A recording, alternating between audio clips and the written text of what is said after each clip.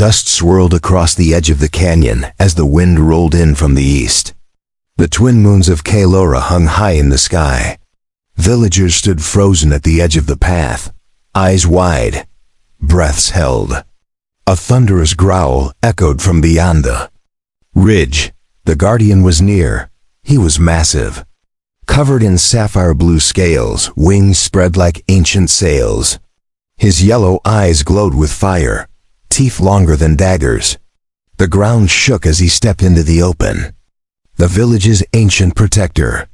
And also its judge. No one moved, not even the soldiers. The guardian's visits were rare. He only came when something had changed. When someone had broken the unspoken law. This time, it was because of a stranger. Human stood calmly, dust on his boots, a worn pack on his back. He looked up at the towering creature with a curious gaze. Not fear, not awe. Just interest. Beside him stood Alira, daughter of the speaker, and one of the highborn of the alien race known as the Rithari. Her voice trembled as she spoke. You need to step back, now. He's not here for peace. The human, named Cole Varan, turned to her. He doesn't look angry. He looks tired. That's not tired. That's rage waiting to happen, Alira snapped. Cole took a step forward. The crowd gasped.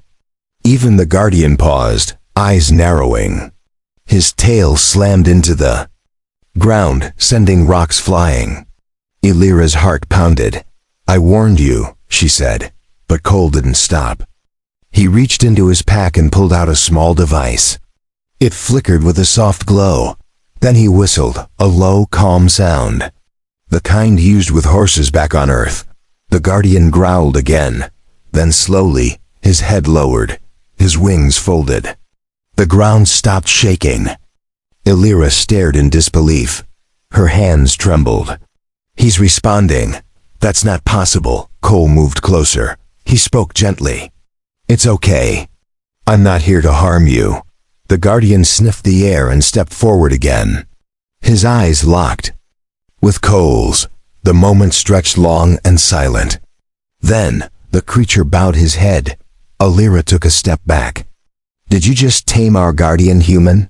Cole looked over his shoulder and smiled. I don't think he was ever wild. Just misunderstood. The village exploded with noise. Soldiers ran forward. Priests shouted warnings. Elders fell to their knees.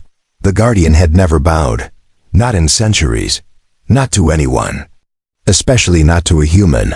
Alira rushed forward and grabbed Cole by the arm. You need to explain right now. How did you do that? He shrugged. Animals listen to calm, even ancient ones. My father raised me around big creatures. I watched. I learned that thing is sacred. You don't just walk up and bond with it, she said. I didn't bond. I just said hello the right way. He replied. The speaker of the village approached, robes flowing. His eyes held fear and wonder. What are you, human? Just a traveler, looking for peace. Like your guardian, Cole said.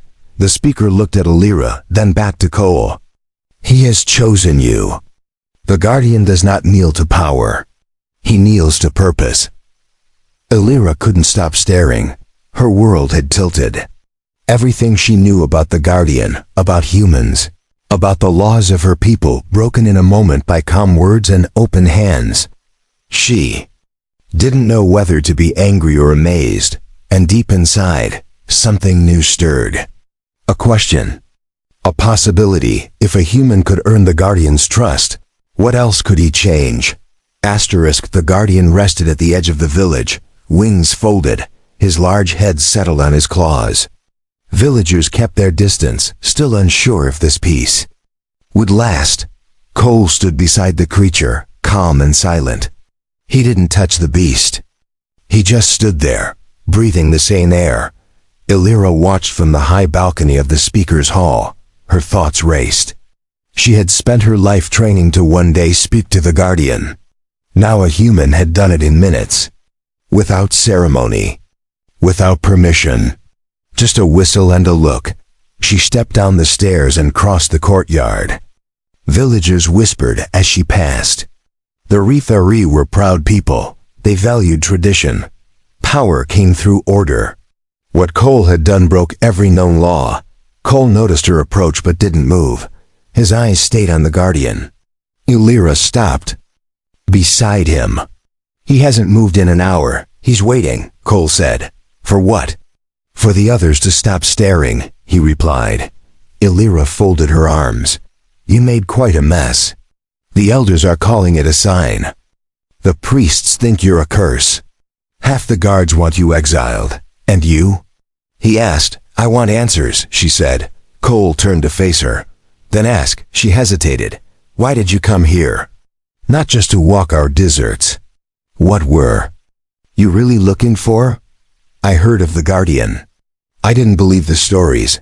I had to see for myself, he said. And now? Now I believe. But I also see pain in his eyes, Cole replied. Illyra frowned. Pain? He's a god too. Our people. He's a prisoner, Cole said softly. She stiffened. That's blasphemy. Cole gestured to the chains around the Guardian's ankle. They were hidden beneath decorative cloth, but clearly made of steel. Those aren't symbols. They're bindings. Illyra looked away. It's not what you think. He chooses to stay. Are you sure? Or was he told to stay so long that he forgot how to leave? Cole asked. The words struck her like a blade. She had never questioned the old stories. Never thought the Guardian might not be free. Her throat tightened. You speak boldly, she said. Truth usually sounds loud in quiet places, Cole replied. The Guardian shifted slightly, his eyes sliding open to glance at Illyra. She felt it. The sadness. The weight. Maybe Cole was right. Maybe they had mistaken stillness for loyalty. We need to speak with the elders, she said. Will they listen? Cole asked. They'll listen to me, she replied. Together, they walked to the council chamber. The hall was filled with golden pillars and polished stone. Elders sat in a circle, robes heavy, faces unreadable. The speaker stood at the center, Illyra. Step forward. The Guardian has changed. You saw it. This human brought something new. We must understand it. One elder leaned forward. Or he brought danger. The Guardian kneels, and now the people question the old ways. Cole stepped beside her. Your Guardian is not a weapon. He's not a symbol. He's alive. And he's asking for more than silence. Murmurs filled the chamber. The speaker raised his hand. The laws were written long before this day, but perhaps it is time we looked closer. At the Guardian. At ourselves, the decision was made. At sunrise, they would meet the Guardian without robes, without weapons, without titles. As equals, for the first time in centuries, Illyra walked out of the hall with Cole. The sky was turning red. The Guardian still waited. As if he had known. This moment was coming. She looked at the human beside her. What are you really? He smiled. Just someone who asks the right questions. And for the first time, she wanted to ask them too. The sun rose behind the Guardian like a crown of fire. Shadows stretched long across the ground. Villagers gathered at the edge of the square in silence. It was the first time anyone had stood before the Guardian without armor or ceremony. Cole knelt in front of the great beast. He didn't command. He didn't speak. He simply looked into its eyes and waited. The Guardian lowered its head and let out a breath like a sigh of wind. Illyra stood close behind him. Her heart pounded in her chest. She had seen the Guardian. In battle, she had seen it burn invaders to ash. Yet now it was quiet, calm, almost gentle. The speaker stepped forward. His long robe trailed behind him. He raised both hands. Let the Guardian speak. Let him show his will. No one knew what that meant. The Guardian had never spoken in words. It had only roared, flown, and fought. But today, something was different. Cole reached into his pack and pulled out a small device. It was old and scratched. He held it up for all to see. This belonged to the team that found the Guardian years ago, he said. It recorded everything. including the first message the Guardian ever gave. He pressed a button. The device clicked. A deep, ancient voice filled the square. Not angry, not loud. Just tired. "Free me." Gasps echoed across the crowd. Elders looked at each other. Some stepped back. Others dropped to their knees. Elira couldn't move. The words pierced her deeper than any blade.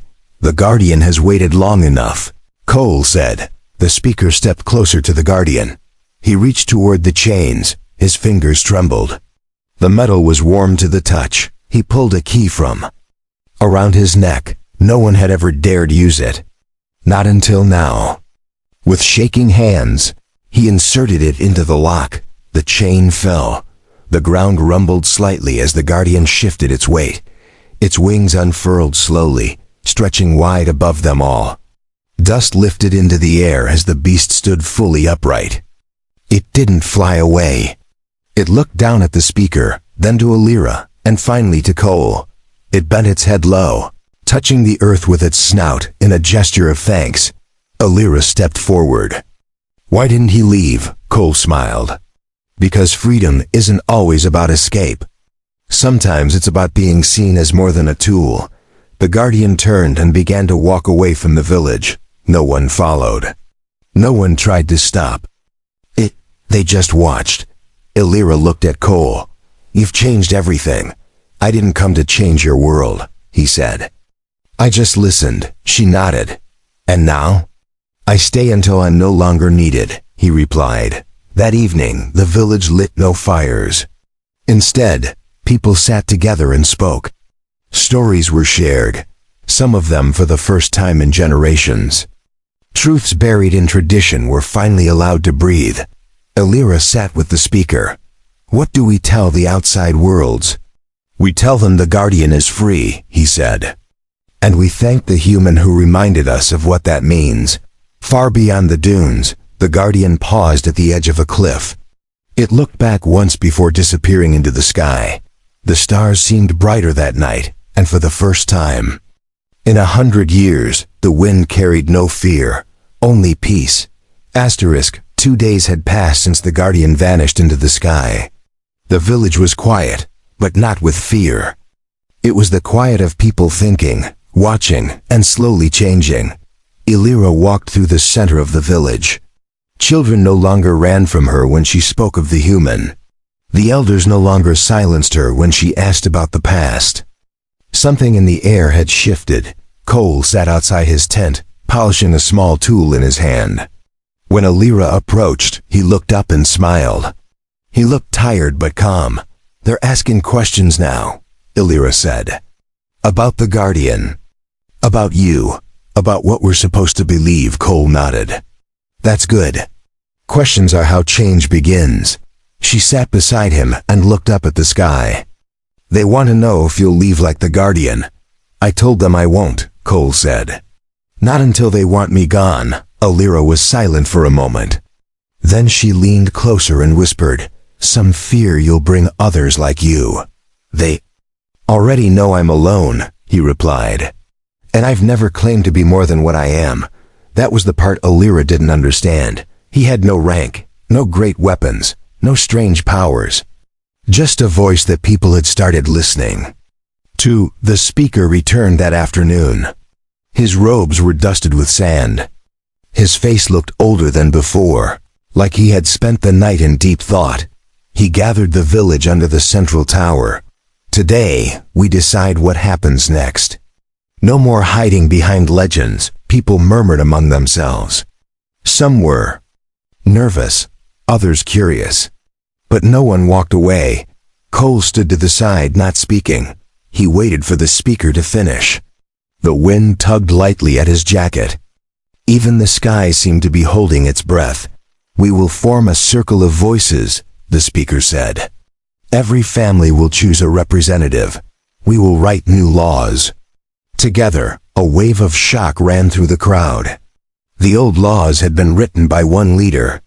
Now power would be shared. Cole didn't smile, he just nodded. It was what he had hoped for. Not a throne, not worship. Just balance. Elira stepped forward. I wish to speak for the younger ones, she said. We must learn more than fear. And fire, we must learn truth. The speaker motioned for her to join him on the platform. Then stand with us, Alira. That night, the village glowed with lanterns, not for battle, not for ceremony, but for unity. Families ate together outside their homes. Stories were told with new meaning. Cole walked the edge of the village. He didn't join the circle. He just listened. He had always preferred action to speeches. Alira found him standing near the outer wall. They talk about you like you're something from the stars. I'm just a man who asked a question. Cole said. Well, she smiled. Sometimes that's all it takes. She leaned on the wall beside him.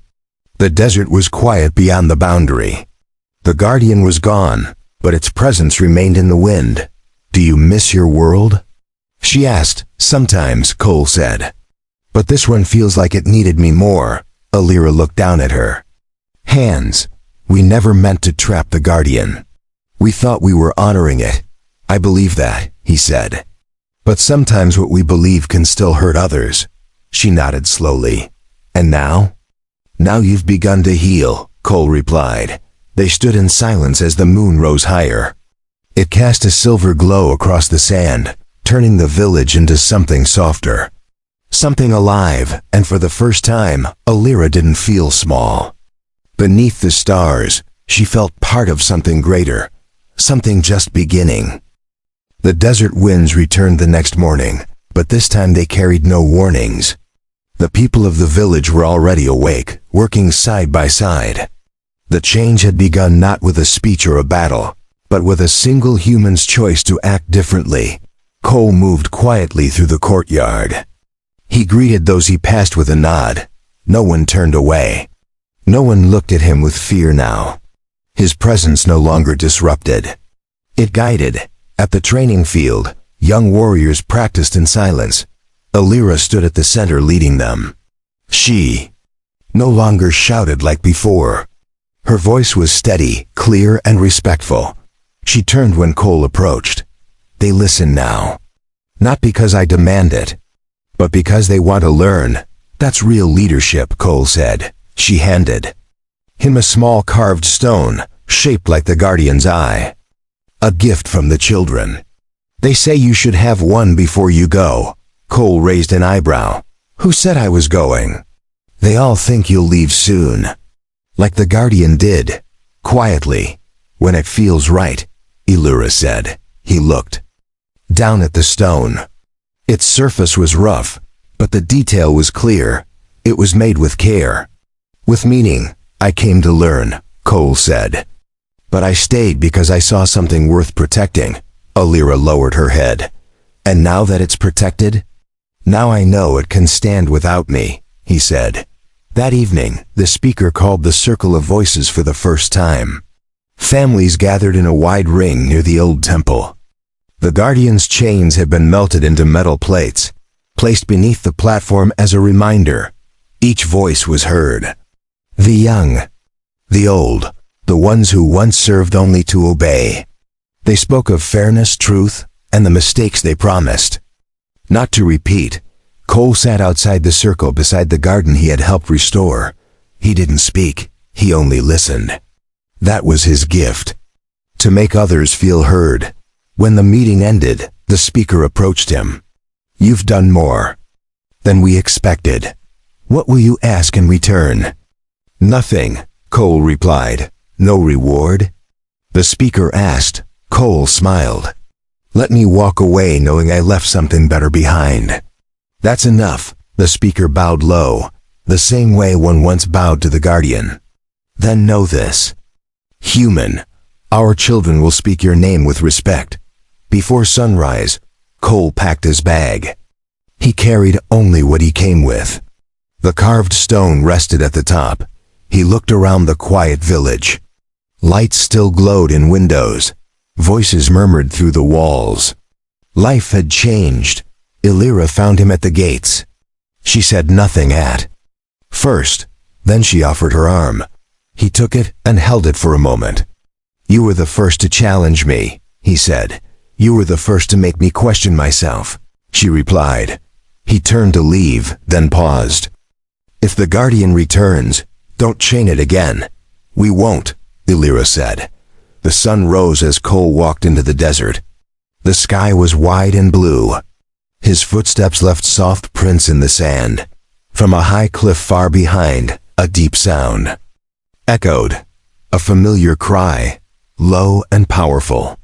The guardian's voice, watching, approving. Cole looked up for a moment, then continued forward without a word. He had come as a stranger. He left as something more. Not a hero, but a reminder that even the oldest truths must sometimes be questioned, and that sometimes all it takes is one voice to change everything.